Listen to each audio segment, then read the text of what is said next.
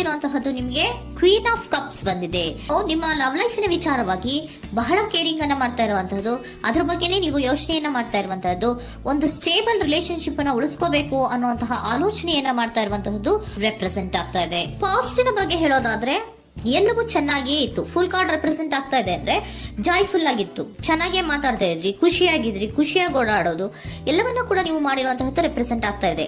ಆದ್ರೆ ನೀವು ಯಾವಾಗ ಸೀರಿಯಸ್ ಆಗಿ ಕಮಿಟ್ಮೆಂಟ್ ಅನ್ನ ಕೇಳೋದಕ್ಕೆ ಶುರು ಮಾಡ್ತಿರೋ, ಅಥವಾ ನೀವ್ ಯಾವಾಗ ಸ್ವಲ್ಪ ಚೇಂಜಸ್ ಗಳನ್ನ ಮಾಡ್ಕೋ ಅಂತ ಹೇಳೋದಕ್ಕೆ ಶುರು ಮಾಡ್ತಿರೋ, ಅಥವಾ ನೀವು ಸ್ಪಷ್ಟವಾಗಿ ನಿಮ್ಮ ಲವ್ ಲೈಫಿನ ವಿಚಾರವಾಗಿ ಹೀಗೆ ಇರಬೇಕು ಅಂತ ಯಾವಾಗ ಒಂದು ಗಡಿಗಳನ್ನ ಹಾಕೋಕೆ ಶುರು ಮಾಡ್ತಿರೋ, ಆಗ ನಿಮ್ಮ ಲವ್ ಲೈಫಿನ ವಿಚಾರದಲ್ಲಿ ಫೀಲಿಂಗ್ಗಳು ಲೆಫ್ಟ್ ಔಟ್ ಆಗುವಂತ ಸಾಧ್ಯತೆಗಳು ಇದ್ದಿರುವಂತಹದ್ದು ನಿಮ್ಮ ಪಾಸ್ಟಿನಲ್ಲಿ ರೆಪ್ರೆಸೆಂಟ್ ಆಗ್ತದೆ.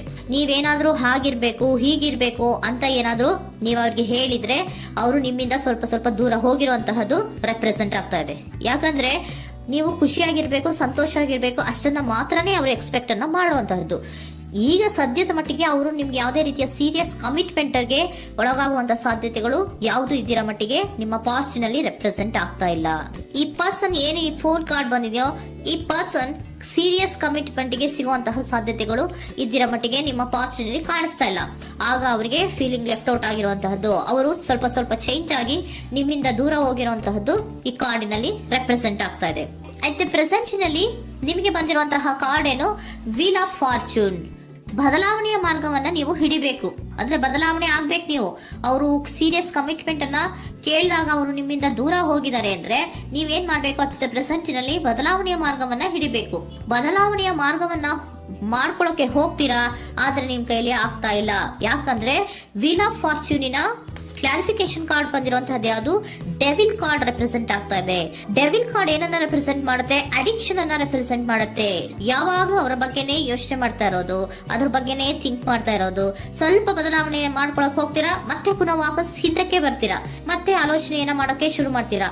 ಆ ಕಾರಣವಾಗಿಯೇ ನಿಮ್ಗೆ ನೋವುಗಳು ಆಗ್ತಾ ಇರುವಂತದ್ದು ಅಟ್ ಪ್ರೆಸೆಂಟ್ ನಲ್ಲೂ. ನೀವು ಬದಲಾವಣೆ ಆಗೋಕೆ ಹೋಗ್ತೀರಾ, ಎಲ್ಲಿ ಬದಲಾವಣೆ ಆಗ್ತಾ ಇದ್ದೀರಾ, ಎಲ್ಲಿ ಚೇಂಜಸ್ ಆಗ್ತಾ ಇದ್ದೀರಾ, ನೀವು ಆಗ್ತಾ ಇಲ್ಲ. ಯಾಕೆ ಹೇಳಿ, ನಿಮ್ಮಲ್ಲಿ ಅಡಿಕ್ಷನ್ ಗಳು ರೆಪ್ರೆಸೆಂಟ್ ಆಗ್ತಾ ಇದೆ. ತುಂಬಾ ಅಡಿಕ್ಷನ್ ಇರೋದ್ರಿಂದ, ನಿಮ್ಮ ಲವ್ ಲೈಫ್ ನ ವಿಚಾರವಾಗಿ ನೀವು ತುಂಬಾ ಅಡಿಕ್ಟ್ ಆಗಿರೋದ್ರಿಂದ ನೀವು ಯಾವುದೇ ರೀತಿಯ ಬದಲಾವಣೆಯನ್ನ ನೀವು ಮಾಡ್ಕೋತಿಲ್ಲ. ನಿಮ್ಮ ಲವ್ ಲೈಫ್ ನ ವಿಚಾರವಾಗಿ ನೀವು ಬದಲಾವಣೆಯನ್ನೇ ಮಾಡ್ಕೋತಾ ಇಲ್ಲ. ಅವ್ರು ಕಮಿಟ್ಮೆಂಟ್ ಕೊಟ್ಟಿಲ್ಲ, ಅವ್ರು ಹೋದ್ರು ಅಂದ್ಮೇಲೆ ನೀವು ಮುಂದೆ ಬರಬೇಕು, ನಿಮ್ಮ ಜೀವನದಲ್ಲಿ ನೀವು ಮುಂದೆ ಮುಂದೆ ಬರಬೇಕು. ಸೊ ನೀವು ಮುಂದೆ ಬರಕ್ ಹೋಗ್ತೀರಾ, ಆದ್ರೆ ಅಲ್ಲೇ ಸ್ಟ್ರಕ್ ಆಗ್ತಾ ಇರುವಂತಹದ್ದು ರೆಪ್ರೆಸೆಂಟ್ ಆಗ್ತಾ ಇದೆ. ನೀವ್ ಯಾವಾಗ ಅಡಿಕ್ಷನ್ ಗಳನ್ನ ಜಾಸ್ತಿ ಮಾಡ್ಕೋತಿರೋ, ಅಬ್ಸೆಷನ್ ಆಗತ್ತೆ. ಯಾವಾಗ ನಿಮ್ಮಲ್ಲಿ ಅಬ್ಸೆಷನ್ ಗಳಾಗಕ್ಕೆ ಶುರು ಆಗುತ್ತೋ ಆಗ ನಿಮ್ಮ ನೋವುಗಳು ಜಾಸ್ತಿ ಆಗುತ್ತೆ.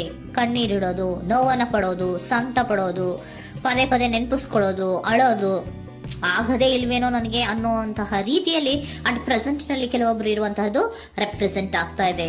ನೆಕ್ಸ್ಟ್ ಕಾರ್ಡ್ ಬಂದಿರುವಂತಹದ್ದು ಯಾವುದು, ಕ್ವೀನ್ ಆಫ್ ಪೆಂಟಿಕಲ್ಸ್ ಬಂದಿದೆ. ಸೊ ಕ್ವೀನ್ ಆಫ್ ಪೆಂಟಿಕಲ್ ಏನನ್ನ ರೆಪ್ರೆಸೆಂಟ್ ಮಾಡುತ್ತೆ, ನಿಮ್ಮನ್ನ ನೀವು ಗಮನವನ್ನ ಕೊಡಬೇಕು, ನಿಮ್ಮ ಕಡೆಗೆ ನೀವು ಹೆಚ್ಚು ಗಮನವನ್ನ ಕೊಡಬೇಕು.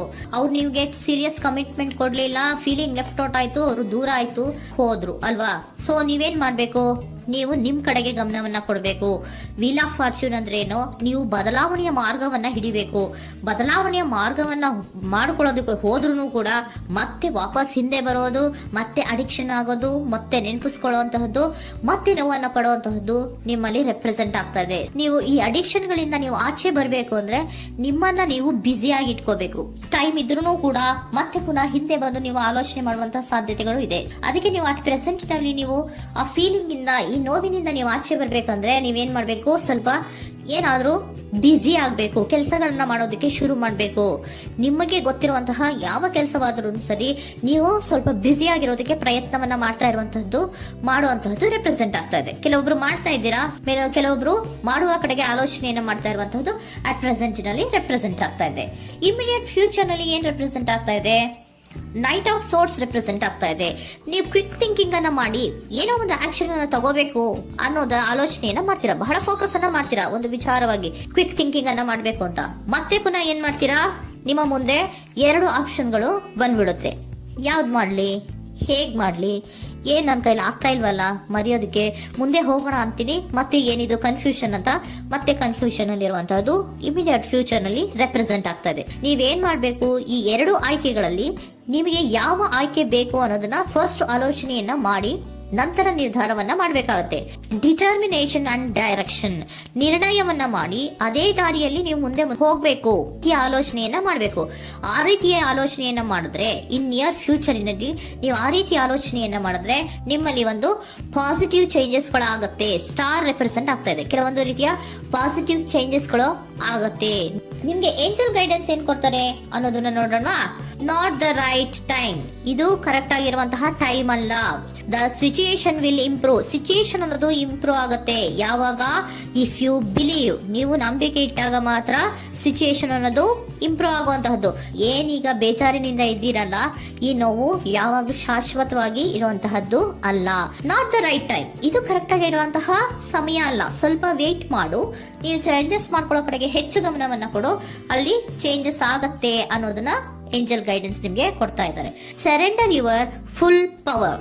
Your life is a calling for you to step into your full power rather than playing it small. ನೀವು ಧೈರ್ಯವಾಗಿ ಒಂದು ಹೆಜ್ಜೆಯನ್ನ ಮುಂದಕ್ಕೆ ಇಡಬೇಕು. ಸೊ ಮುಂದೆ ಹೋಗುವಂತಹ ಆಲೋಚನೆಯನ್ನ ಮಾಡಬೇಕು. ಪವರ್ ಇಂದ, ನಿಮ್ಮಲ್ಲಿರುವಂತಹ ಪವರ್ ಅನ್ನ ಯೂಸ್ ಮಾಡ್ಕೊಳ್ಳಿ. ಯಾಕೆ ನನ್ನಲ್ಲಿ ಏನಿಲ್ಲ, ನನ್ನ ಕೈಲಿ ಏನೂ ಆಗಲ್ಲ ಅಂತ ಯಾಕೆ ಕೂತಿದ್ದೀರಾ?